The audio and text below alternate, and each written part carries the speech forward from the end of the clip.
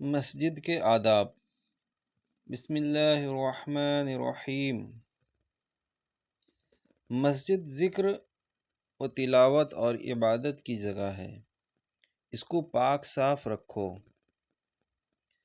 مسجد میں خرید و فروخت، شعر و شاعری، حتیٰ کہ گمشدہ چیزوں کا اعلان تک نہ کرو۔ بودار چیز کھا پی کر مسجد میں نہ جاؤ، فرشتوں کو تکلیف ہوگی۔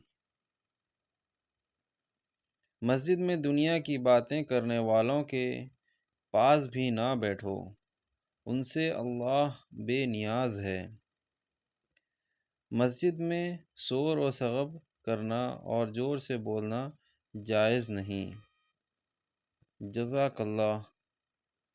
Thanks for watching.